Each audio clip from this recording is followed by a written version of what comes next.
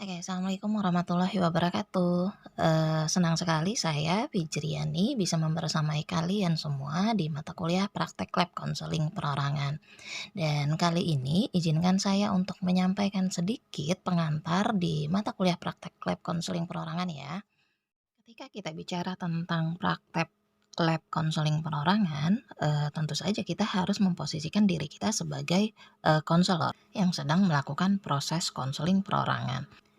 Seperti yang sudah kita ketahui, konseling itu memiliki berbagai macam pendekatan yang dapat dijadikan acuan dasar pada semua praktek konseling. Dan memahami berbagai pendekatan yang ada dalam konseling itu jelas menjadi kewajiban bagi tenaga profesional yang mengatasnamakan dirinya konselor. Kenapa? Karena, pendekatan, dalam konseling ini merupakan landasan dasar terbentuknya konseling yang efektif. Oke, lalu apa sih sebenarnya pendekatan konseling itu gitu ya? Oke, pendekatan konseling itu juga sering disebut sebagai teori konseling, konseling approach ya, merupakan dasar dari sebuah praktek konseling. Dengan adanya pemahaman terhadap berbagai pendekatan konseling akan memudahkan pelaksanaan proses konseling sehingga tujuan dari proses konseling itu bisa tercapai dengan baik. Lalu apa saja pendekatan dalam bimbingan konseling? Yaitu, ada pendekatan psikoanalitik, pendekatan behavioral, pendekatan eksistensial humanistik, pendekatan client centered atau person centered ya, pendekatan Gestalt, pendekatan rasional emotif terapi atau sering yang disebut dengan istilah RET, kemudian ada pendekatan konseling realita dan juga ada pendekatan analisis transaksional.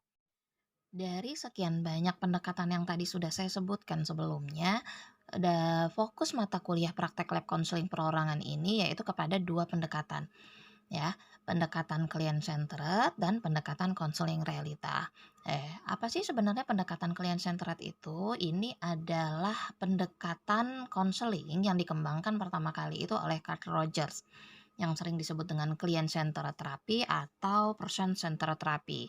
Apa itu? Yaitu satu metode perawatan psikis yang dilakukan dengan cara berdialog atau berkomunikasi, dengan klien kita yang harapannya nanti, tercapai gambaran, serasi antara ideal shape klien dengan aktual shape klien atau keadaan yang terjadi, sebenarnya saat ini di diri klien. Nah, itu client centered. Nah, kalau pendekatan konseling realita apa? Nah, kalau ini dikembangkan oleh William Gleiser yang fokus utamanya adalah melibatkan diri ke klien ke dalam konseling dan mendorong konseling untuk menghadapi kenyataan yang sedang dia hadapi saat ini, gitu ya. Membuat pertimbangan, penilaian sehingga dia bisa melakukan sesuatu yang sesuai yang seharusnya dengan menghadapi kenyataan yang dia hadapi. Jadi, apa yang akan kita lakukan di mata kuliah praktek lab konseling perorangan ini? Yang pertama yaitu, kita akan mendalami ya, memahami lebih dalam tentang kedua pendekatan yang tadi sudah saya sebutkan sebelumnya, yaitu pendekatan client centered atau pendekatan, person centered terapi dan pendekatan konseling realita. Yang selanjutnya nanti kita bisa membuat gambaran pelaksanaan konseling perorangan dengan menggunakan, kedua pendekatan tadi.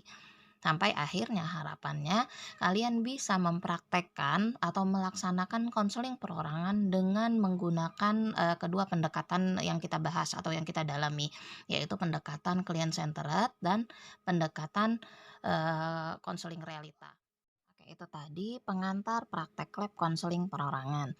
Next, kita akan bahas lebih mendalam terkait mata kuliah praktek lab konseling perorangan di pertemuan-pertemuan selanjutnya ya. Terima kasih sudah menyimak. Assalamualaikum warahmatullahi wabarakatuh.